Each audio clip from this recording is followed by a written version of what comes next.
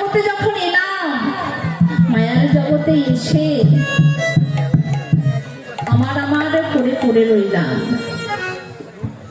করলাম না সাধন, করলাম না ভজন, করলাম না গুরুর সঙ্গ, কিছুই করলাম না। শুধু এলাম, খেলাম, বয়স হয়ে গেল, চলে গেলাম। বাবা গো, ভগবান নারদকে বলছে, নারদ, নাহং তৃষ্ণামি বৈকুণ্ঠে যোগিনাং হীন নচ মদ ভক্ত যত গায়ন্তি তত তৃষ্ণামি হীনাদ। নারদকে বলেছে, নারদ, আমি যোগী হৃদয়ে থাকি না, আমি বৈকুণ্ঠে থাকি না। আমি কোথায় থাকি? যেখানে আমার ভক্ত আমার গুণকীর্তন করে এবং শ্রবণ করে, আমি সেখানেই শ্রীমতী রাধারানীকে নিয়ে বিরাজ করি। তুমি সেখানে গেলে আমাকে পাবে নারদ।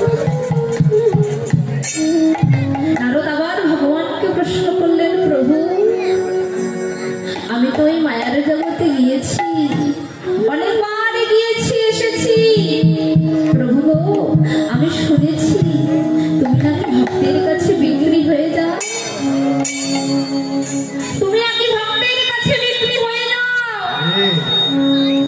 ভগবান বলছে, নারদ, তুমি ঠিক শুনেছ, আমি ভক্তের কাছে বিক্রি হয়ে যাই।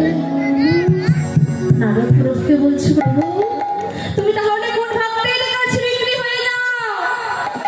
যে ভক্তের অনেক টাকা পয়সা আছে, ধন রত্ন আছে, তুমি কি তার কাছে বিক্রি হয়ে যাও? প্রভু বলছে, না নারদ, আমি তাদের কাছে বিক্রি হই না, একটু কৃপা করো, কিন্তু আমি তাদের কাছে বিক্রি হই না। আবার নারদ বলছে, প্রভু, তাহলে তুমি কোন ভক্তের কাছে বিক্রি হয়ে যাও? যে ভক্তের কাছে দেওয়ার মতো কিছু নেই, যে ভক্তের কাছে তোমাকে পুষ্পাঞ্জলি দেওয়ার মতো ফুল নেই, তুলসী নেই, প্রসাদ নেই, তুমি কি তাদের কাছে বিক্রি হয়ে যাও? প্রভু বলছে, নারদ, আমি তো তাদের হৃদয়ে গঙ্গা যমুনা ত্রিবেণী দিয়েছি। তাদের হৃদয়ে একটি মন তুলসী দিয়েছি। ওই মন তুলসী যদি আমার চরণে নিবেদন করে, এক ফোঁটা নয়নের জল পরিশোধ করে আমার চরণে যদি নিবেদন করে, তাহলে আমি জন্মে জন্মে সেই ভক্তের কাছে বিক্রি হয়ে যাই।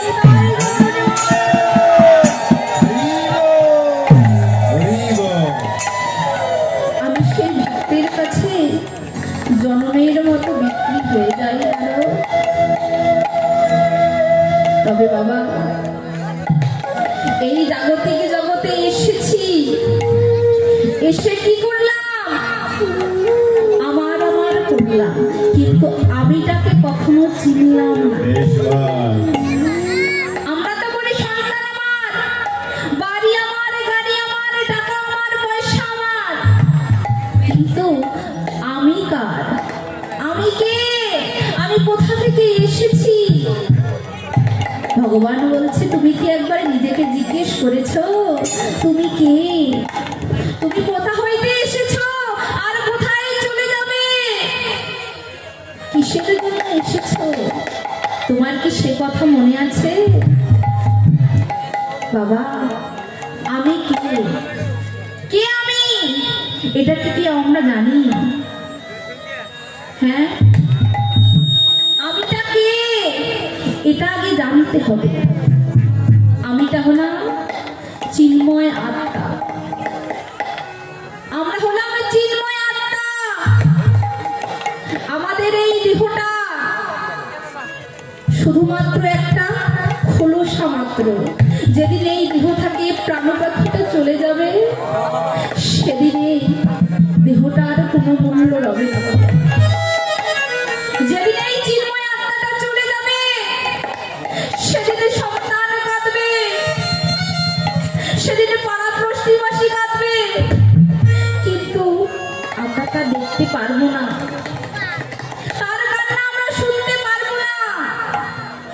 চলে যাব, শুধু দেহটাই আমাদের পড়ে রবে বাবা। খাঁচা, এই দেহটা হলো খাঁচা স্বরূপ। যতক্ষণের ভিতরে আমাদের পাখিটা রয়েছে, ততক্ষণ এই খাঁচার মূল্য রয়েছে, এই দেহের মূল্য রয়েছে।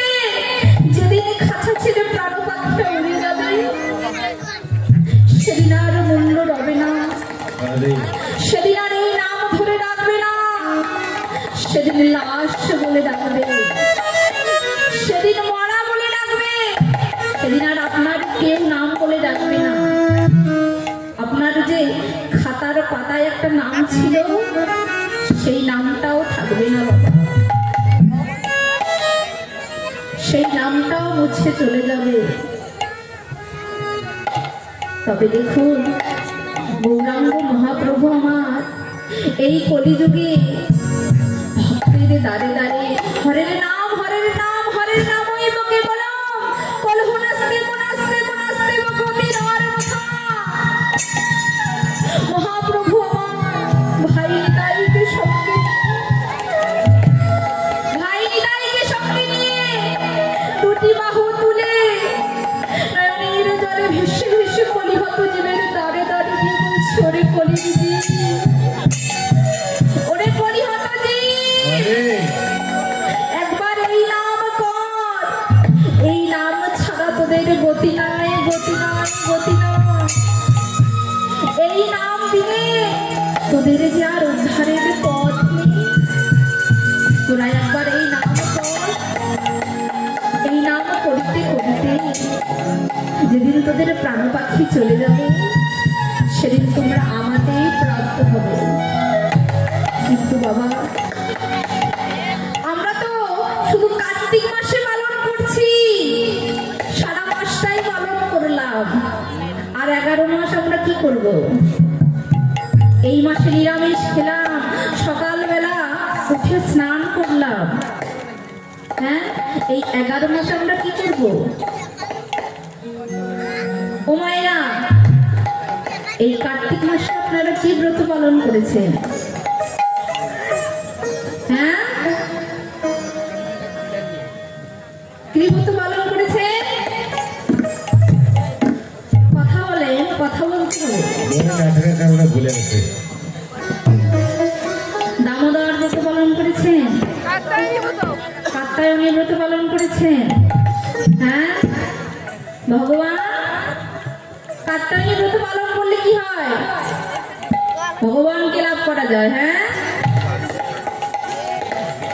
কাত্যায়নী ব্রত পালন করলে ভগবানকে লাভ করা যায়, তাই না বাবা? সেই জন্য কাত্যায়নী ব্রত পালন করেছেন। হ্যাঁ, এই মাসে কিন্তু এই মাসটা কাত্যায়নী ব্রতর মাস নয়, এই মাস হলো দামোদর ব্রত। দামোদর ব্রত এই মাস হলো ভক্তির মাস। ভক্তের হৃদয়ে যত ভক্তির উদয় হবে, ভগবান আপনাকে কৃপা করবে। দামোদর অর্থ কি?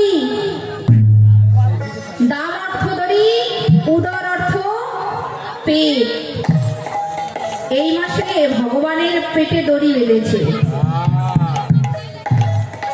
ও মায়েরা, কে বেঁধেছিল এই মাসে ভগবানের পেটে দড়ি? যশোদা। হ্যাঁ, যশোদা। কেন বেঁধেছিলেন? ভগবান গোপাল কিন্তু অনেক দুষ্টু ছিল।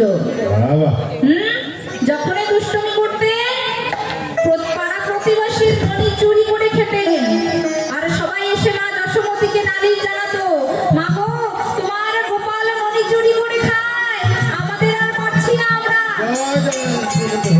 আমরা তো আর পারছি না, তোমার গোপালকে তুমি বেঁধে রাখো, তোমার গোপালকে তুমি বেঁধে রাখো। মা পাড়া প্রতিবেশীর কথা সহ্য করতে না পেরে গোপালকে বলছে, গোপাল বাবা, তোকে আজ আমি বাঁধবো।